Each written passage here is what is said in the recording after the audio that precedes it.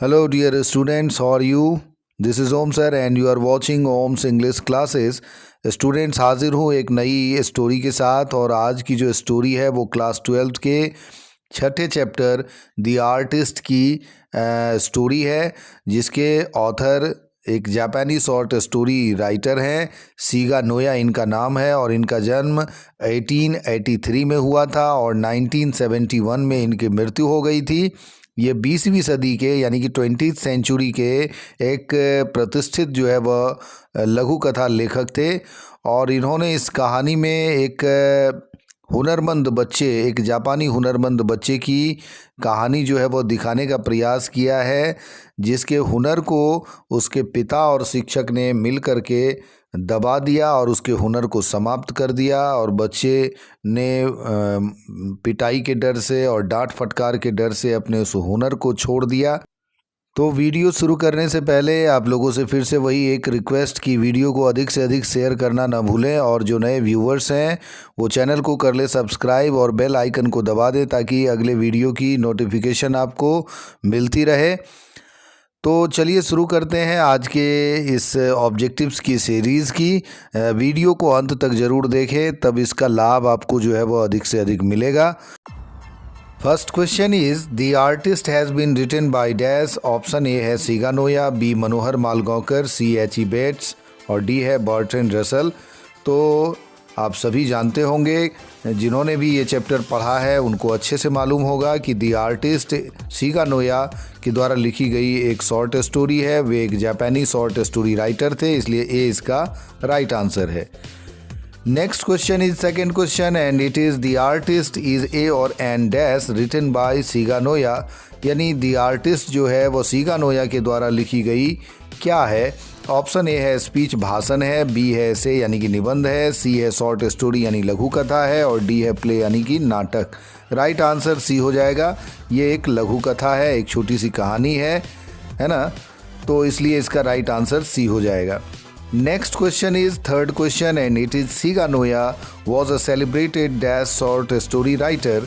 तो Shiga Noah एक नामचीन अर्थात विख्यात या प्रख्यात लघु कथा लेखक थे। तो यहाँ नेशनलिटी को लेकर के क्वेश्चन है, तो जैसा कि पिछले क्वेश्चंस में भी मेंशन किया मैंने कि वो एक जापानी शॉर्ट स्टोरी राइटर थे, इसलिए इसका राइट आंसर बी हो जाएगा। Next question is fourth question Shiga Naoya was a dash century writer, यानी सीगा नोया किस शताब्दी के अर्थात किस सदी के लेखक थे।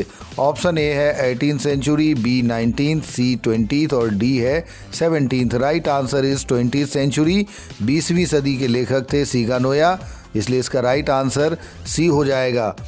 Next question is fifth question and it is The artist unfurls the world of a talented Japanese boy named Dash, यानी The artist एक हुनरमंद जापानी लड़के की दुनिया को दर्शाता है और उसका नाम था, तो इसका नाम सेबी है, इसलिए डी इसका राइट आंसर हो जाएगा। Next question is sixth question and it is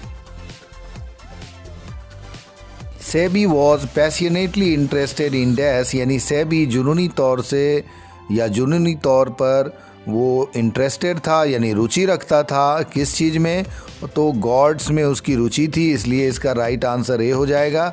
ना तो पेंटिंग, ना ही हैंड्स और ना ही बुक्स में उसकी रुचि थी, बल्कि कद्दुओं में उसकी रुचि थी। और गॉड जो है वो हम लोग कद्दू या पंपकिन भी इसको कहते हैं हम लोग।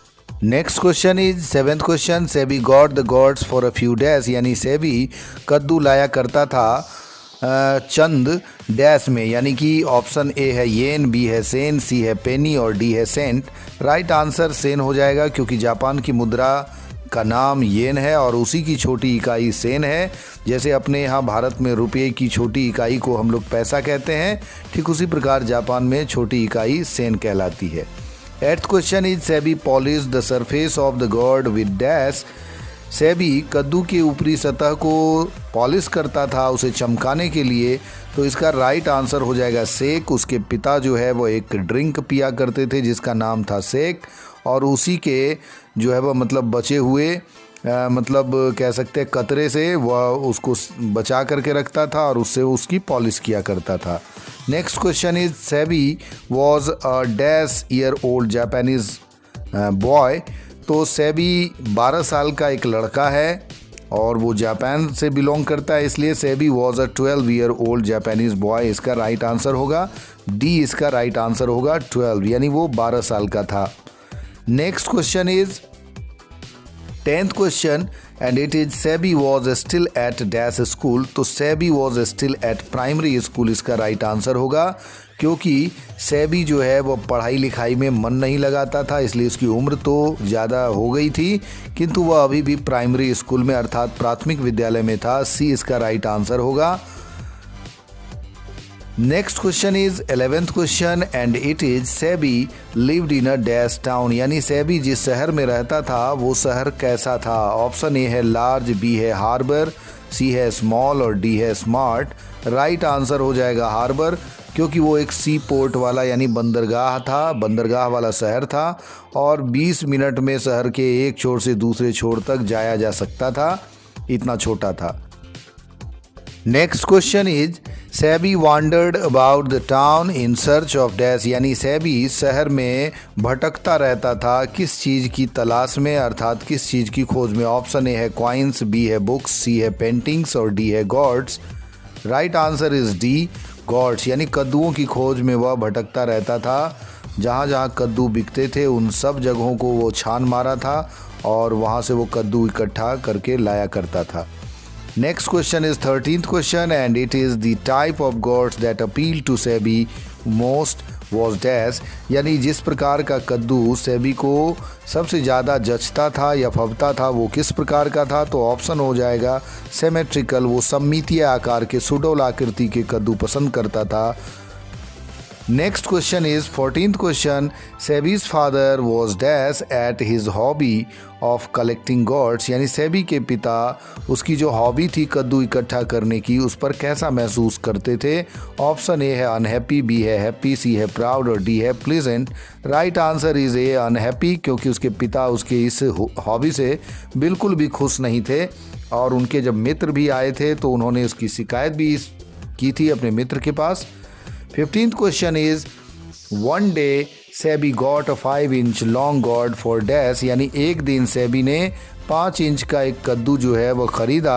कितने का ख़रीदा था। तो वो एक ओल्ड वुमन की शॉप से 10 सेन में उसे ख़रीदा था, यानी 10 पैसे में उसे ख़रीदा था। बी इसका राइट आंसर हो जाएगा 10 sen. Next question is 16th question Seibei was caught red handed polishing the gourds under the desk by dash. Seibei रंगे हाथ पकड़ा गया कद्दू को डेस्क के नीचे पॉलिश करता हुआ किनके द्वारा।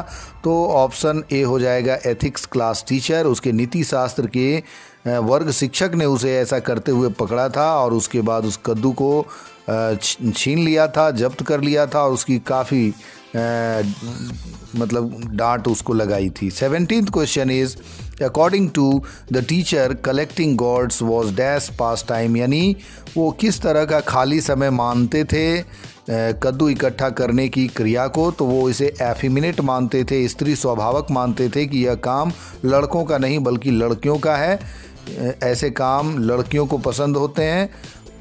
Next question is 18th question Naniwabushi is a dash in Japan. तो नानीवाबूसी जो है वो एक बैलेड सॉन्ग है, इसलिए राइट आंसर इसका ए हो जाएगा बैलेड। ना तो ये फेरी टेल है, ना ही ये नॉर्मल सॉन्ग है, ना ही ये डांस फॉर्म है कोई, ये बैलेड है। इसका राइट आंसर ए हो जाएगा। Next question is 19th question Seibei's father worked at a dash shop. यानी सेबी के पिता किस दुकान पर काम करते थे। तो ऑप्शन ए कारपेंटर शॉप इसका राइट आंसर होगा, क्योंकि वो बढ़ई की दुकान पर काम करते थे। बी में मर्चेंट्स है, सी में कन्फेक्शनर है जिसको कि हलवाई कहते हैं और मर्चेंट व्यापारी को कहते हैं, लेकिन वो कारपेंटर की शॉप पर काम करते थे। Next question is 20th question the teacher gave the confiscated gourd to an old dash. यानी टीचर ने जब्त किया हुआ कद्दू दे दिया था एक वृद्ध व्यक्ति को जो कि था। ऑप्शन ए है पॉटर यानी कुम्हार, सी है कॉबलर मोची, सी है बार्बर, डी है पॉटर यानी कूली। इसका राइट आंसर होगा D. Next question is 21st question and it is the old potter sold the god to the curio dealer for dash. यानी वो जो बूढ़ा कूली था वो क्यूरियो डीलर को कद्दू जो है वो कितने का बेचा था, तो 50 येन इसका राइट आंसर होगा। तो समझ सकते हैं कि 10 पैसे के कद्दू को किस तरीके से उसने तैयार किया कि वो 50 येन में बिक गया।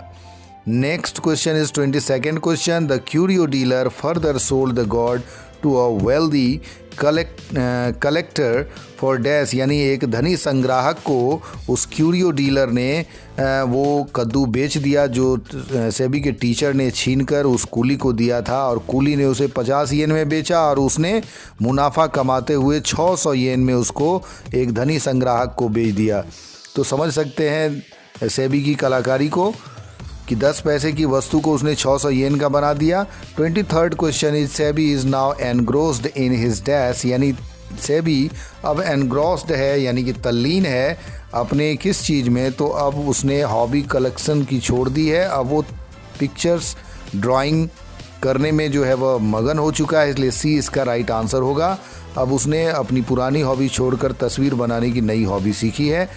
SEBI applied dash to the gods to get rid of the unpleasant god smell। यानी सेबी कद्दू के उस मतलब अनप्लीजेंट स्मेल को, यानी कि जिस स्मेल को वो पसंद नहीं करता था, उसे दूर करने के लिए क्या मलता था, तो टी लीव्स चाय की पत्तियां मलता था उसके ऊपर।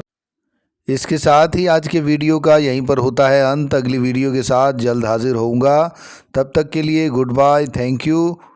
चैनल को सब्सक्राइब करना ना भूलें।